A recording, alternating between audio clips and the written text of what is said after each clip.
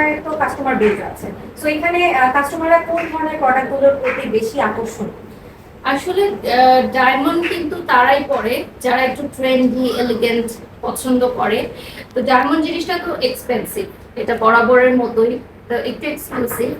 তো ডায়মন্ড যারা পরে তারা দেখা যায় যে খুব বড় কিন্তু কিছু না, ডায়মন্ডের জিনিসগুলো খুব ছোট ছোট হয়ে থাকে, মানে এক্সক্লুসিভ ইউনিক। এই যে আমি একটা সেট পরে আছি, এগুলো কিন্তু একদম ট্রেন্ডি, একদম নিউ ভার্সন, যেটা নিউ অ্যারাইভাল। তো এখন ডায়মন্ডের কিন্তু ডিজাইন চেঞ্জ হয়েছে, যেহেতু এগুলো ইন্টারন্যাশনাল ব্র্যান্ড থেকে আসে, আমার সবই দেশের বাইরে থেকে করা আসে, এবং এখানেও কোনো কিছু আমরা ম্যানুফ্যাকচার করি না, সম্পূর্ণটাই হচ্ছে আমাদের ইন্টারন্যাশনাল ডায়মন্ড।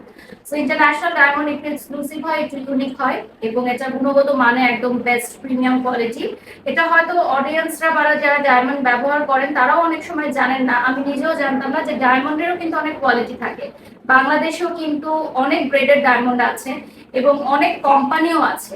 তো সেক্ষেত্রে ডায়মন্ডের গুণগত মান বিচার করলে আমি ডেফিনেটলি বলবো যে ডায়মন্ড কর্নার সবচেয়ে প্রিমিয়াম ডায়মন্ডরা অফার করছে। তো অনেক সময় দেখা যায় যে কাস্টমাররা আসে, ডায়মন্ড পারচেস করে, দীর্ঘদিন পরার পর যখন দেখে এটার মান ভালো, তখন সে পুনরায় আবার আমাদের কাছেই আসে পারচেস করতে। তো দেখা যায় যে একই কাস্টমার বারবার আসছে, সে আবার বলছে। সবচেয়ে বড় আপনার প্রমোশনটা হচ্ছে মাউথ টু মাউথ প্রমোশন। আমরা হয়তো ব্র্যান্ড অ্যাম্বাসাডার হিসেবে অনেক জায়গায় প্রচার প্রসার করি, কিন্তু সত্যিকার অর্থে যারা একদম অনেস্ট কাস্টমার, তারাই কিন্তু আরেকজন কাস্টমার প্রোভাইড করে।